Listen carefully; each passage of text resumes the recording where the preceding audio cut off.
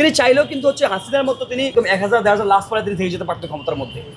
আমরা দেখেছি, কিন্তু তিনি সেটা করেন নাই। বেগম জিয়া সেই স্পিরিটটা আছে, তিনি সেটা লালন করেন। তরুণদের সাথে কাঁধে কাঁধ মিলে তিনি আবারও এই যে অভ্যুত্থান পরবর্তী বাংলাদেশ, সেই বাংলাদেশে এগিয়ে নিয়ে যেতে পারবেন। এই মানুষটা খুব বেশি প্রয়োজন। এই মানুষটা আজকে আইসিইউতে আছেন, আমাদের আসলে হৃদয় রক্তক্ষরণ হয়। সেই জায়গা থেকে আমরা মনে করি যে বেগম জিয়া কোনো নির্দিষ্ট কোনো দলের না। বেগম জিয়া এদেশের গণতন্ত্রের জন্য লড়াই করেছেন, এদেশের সবার, আমাদের সবার। সেই জায়গা থেকে তিনি আজকে আইসিইউতে আছেন, একদম খুবই ভালনারেবল সিচুয়েশন আছে। সেই জায়গা থেকে আমরা মহান রবের কাছে দোয়া করতে পারি। আমাদের শুধু এতটুকু চাওয়ার আছে, এতটুকু স্কোপ আছে। সেই জায়গা থেকে আমরা আজকে দোয়া মিলাদ মাহফিল আয়োজন করেছি। আমরা অনেকে ইনভাইট করেছি, অনেকে এসেছেন। করার পিছনে তার অনেক অবদান আছে। সেই জায়গা থেকে এখন একদম মুমূর্ষু অবস্থা, আমরা তো আমাদের জায়গা থেকে অন্তত এতটুকু করতে পারি, একটা দোয়ার মিলাদ মাহফিল আয়োজন। আমাদের মনে হয়েছে যে না, এই মানুষটা বিগত সময়ে বাংলাদেশের জন্য, এদেশের গণতন্ত্র টিকিয়ে রাখার জন্য যে লড়াইটা আমরা পরবর্তী আমরা চালিয়ে গিয়েছিলাম, সেই লড়াইটা আমরা মনে করি শুরু করেছিল এই প্রজন্মকে পথ দেখেছিল বেগম জিয়া। তার যে আপোষহীন যে সংগ্রামটা, সেটা থেকে আমরা ইন্সপায়ার্ড হয়েছিলাম। যাদেরকে অনুকরণ করেছি তাদের জন্য আমাদের কিছুটা হলেও দেওয়ার আছে। অন্য ধর্মে হচ্ছে কোনো কিছু মানে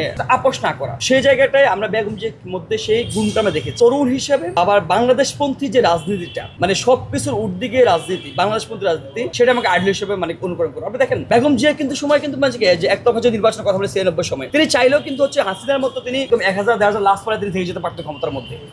আমরা দেখেছি, কিন্তু তিনি সেটা করেন নাই। তার অস্তিত্বের মধ্যে, মজ্জা ধারণার মধ্যে সেটা নাই। কিন্তু ঠিক 15 দিনের মধ্যে আবার নির্বাচন দিয়েছে। তিনি চাইলে কিন্তু 2000-3000 মানুষ মেরে থাকতে পারতেন। আমাদের মনে হয়েছে এই যে গণতন্ত্র উদ্ধার, এই যে মানুষের যে বাক স্বাধীনতা, আমরা শুধু বলি যে বুকিশ ভাষায় বলি যে গণতন্ত্রের মধ্যে সকল কিছু সার্বভৌমত্ব অধিকার মালিক হবে এদেশের জনগণ, সেটাকে বাস্তব রূপ দান করা কিংবা ক্ষমতায় গিয়ে সেটাকে শুধুমাত্র বইয়ে কিংবা যে আমরা কথা বলি না যে কাজের গরু কিতাবে আছে গোয়ালে নাই, এই যে মনোভাবটা ভেঙে দেওয়া, সেটা আমরা দেখেছি বেগম জিয়ার মধ্যে। আমরা দেখেছি, আমরা বারবার করে একটা বিষয় বলতেছি যে বেগম জিয়া আসলে কোনো ব্যক্তি, কোনো নির্দিষ্ট কোন দলের না। সে বেগম জিয়া হচ্ছেন আমাদের সবার। বাংলাদেশের গণতন্ত্র উদ্ধারের জন্য, গণতন্ত্র এই যে বারবার করে হোঁচট খাচ্ছে, সেটাকে বারবার করে পুনরায় প্রতিষ্ঠা করার জন্য বেগম জিয়া আমাদের আইডল হতে পারে।